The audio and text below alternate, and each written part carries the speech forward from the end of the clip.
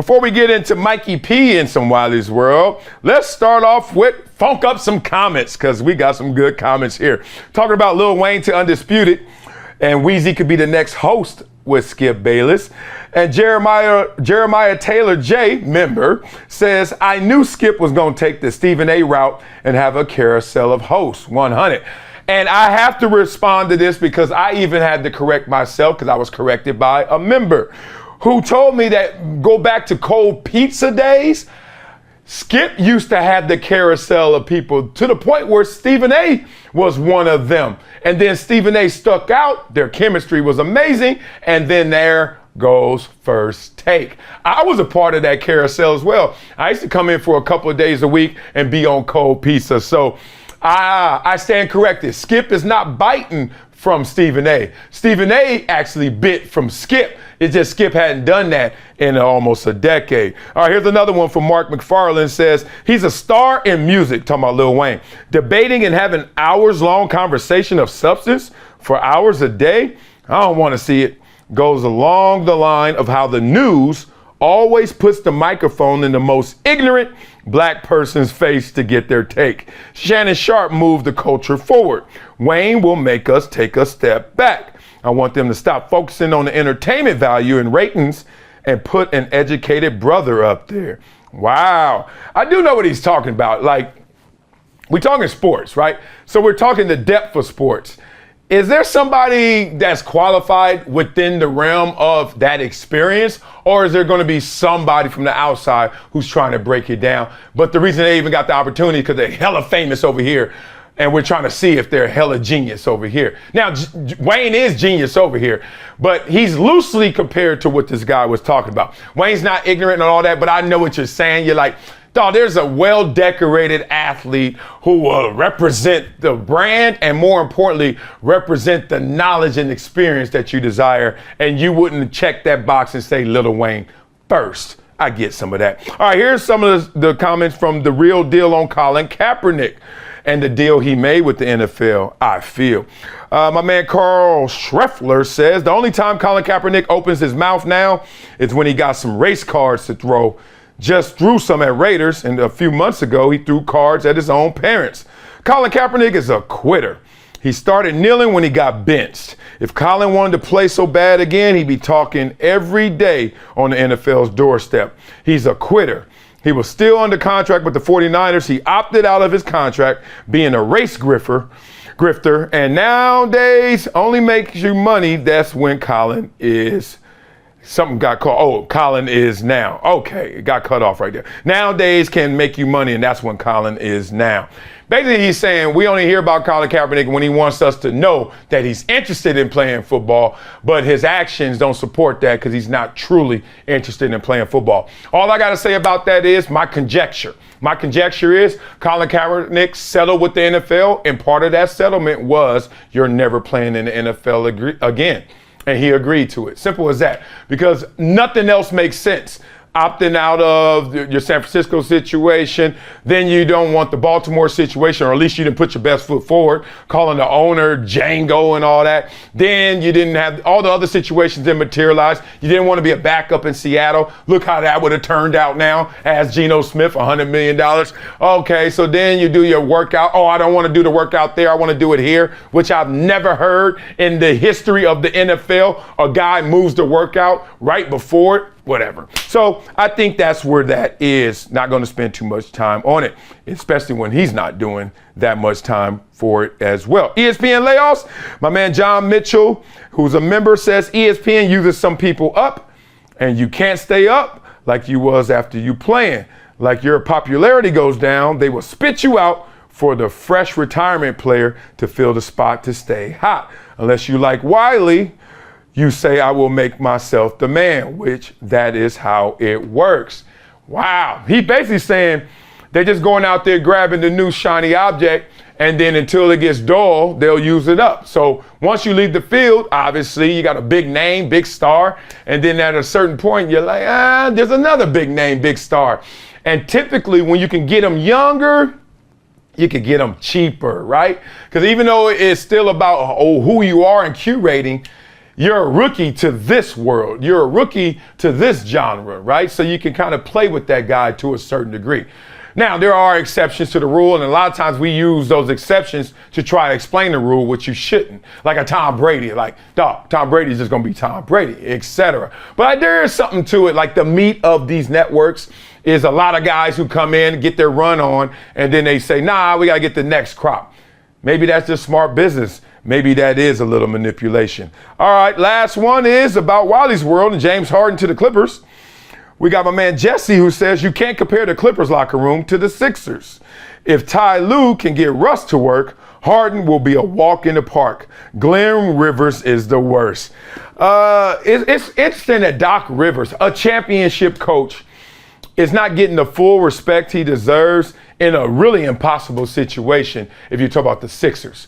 You got Embiid there, and you gotta feed it through Embiid. You got Harden, who is just water to that oil. He ain't gonna mix with it. Why? He has to play a different style of ball. So then it's not gonna work out in the locker room because you got a disgruntled superstar who's playing second fiddle to a guy that you gotta play second fiddle to. So I think that was just a tough situation. I don't know how Doc Rivers could have handled that part better. Obviously win it all, obviously win, but it was weird. We saw it. When Embiid was hurt, Harden would ball out. Embiid come back, Harden would disappear for the most part, especially in the playoffs. Tough situation. Salute to Ty Lue, though. He is a beast. I love him as a coach. All right, now let's bring in Mikey P and let Mikey P take some shots at me, and hopefully those shots don't hit. What you got for me, Mikey P? Oh, well, we got to start off with the Los Angeles Lakers because they're grabbing headlines as usual. They made a ton of moves in free agency. So I'm going to go down a list, and I'm going to ask your opinion. All right, Taurean Prince, Gabe Vincent, Cam Reddish, Jackson Hayes. They re-signed Rui Hachimura, D'Angelo Russell, and fan favorite Austin Reeves. So now their starting lineup: Anthony Davis, Jared Vanderbilt, LeBron, Austin Reeves, D'Angelo Russell. Perk says the Lakers are winning free agency right now. Do you agree? And is that a championship lineup to you?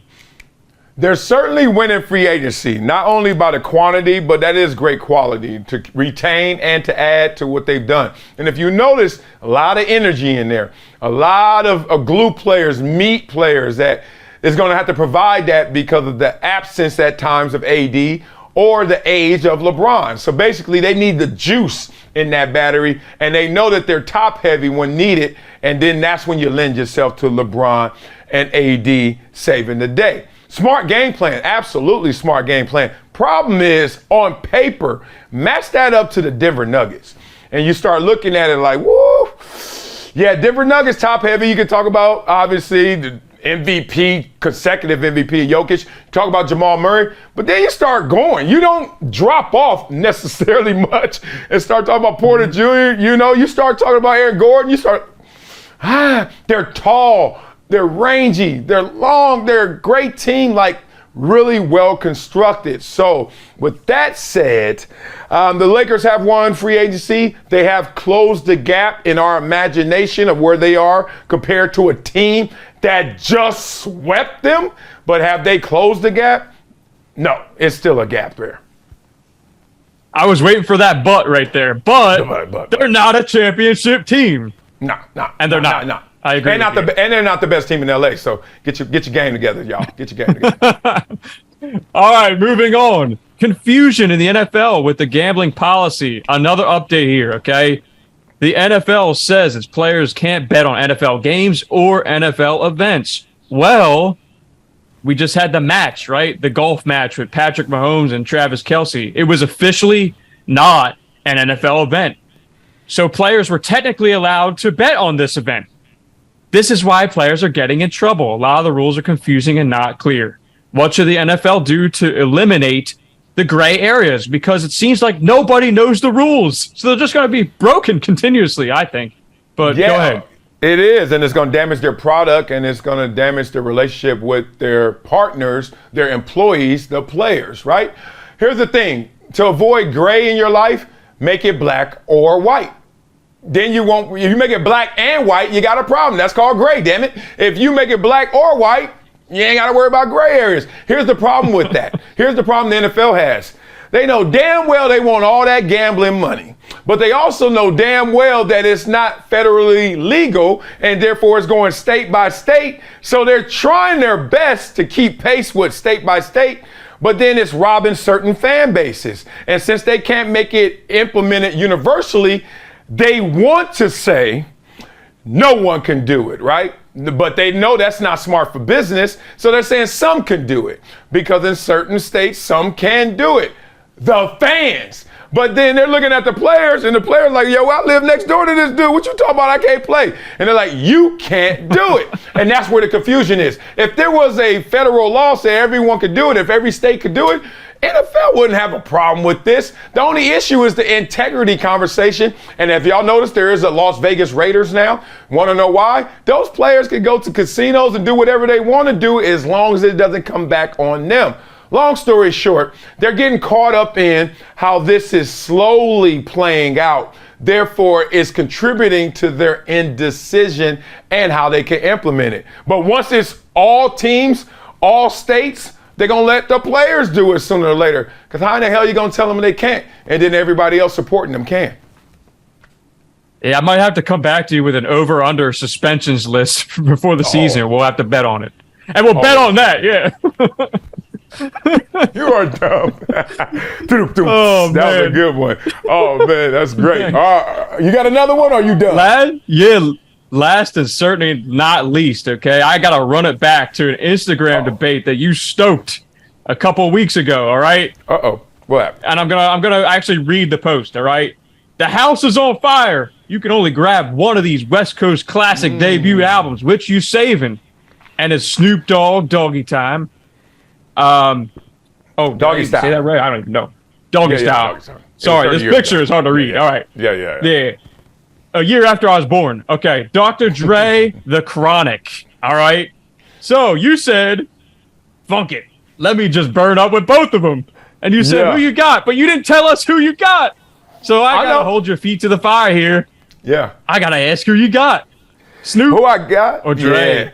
Yeah. To me, it's hard, but it's simple. It's a hard choice because they're both great albums, and I'm not going to be the one that stays on the fence and qualifies it. It's Snoop album for this reason. Snoop's album had more waves and emotions and tone, and no lie, the fact that I anticipated that album more than Dre's Chronic, because frankly, we knew it was coming out and we were waiting for like, yo, who's the dude that was on Deep Cover single soundtrack? Who's the dude that was just lit up the Chronic? Oh, that's Snoop. And now he has his own thing versus Dre with the Chronic.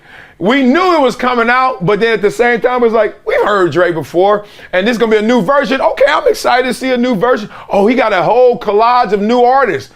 I don't know these. Who's RBX at that time to anybody? Anybody?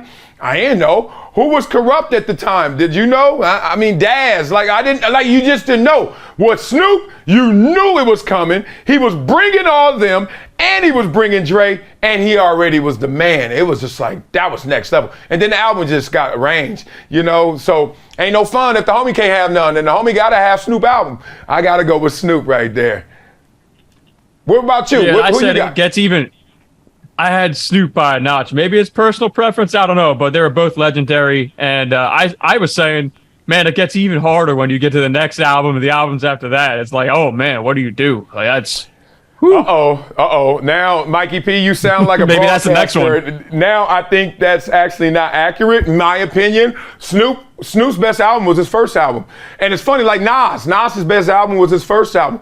Like, they're rookie of the years, and then every album after that, as good as they were, was not as good as the first one. And there are more artists like that, etc. Some say even Jay-Z with Reasonable Doubt. I don't go there with Jay-Z, but I can understand the argument. Point being, it got easier. Like the Chronic 2001 versus Snoop's second album, I can't even name it. Oh, that's not even close. That's going with Dr. Dre. Now, here's where the argument gets really funky. People need to go back and listen to the Dog Pounds album, because I'm not lying. Wherever you ranked it back then, it has climbed the charts. The Dog Pound album is up there with all these other albums. Once y'all listen to it, hit me in the comments and we'll talk through that. Appreciate you, Mikey P, my dog. All right. All right. All right, Mikey P about to go listen to all them albums right now. He about to go zone out.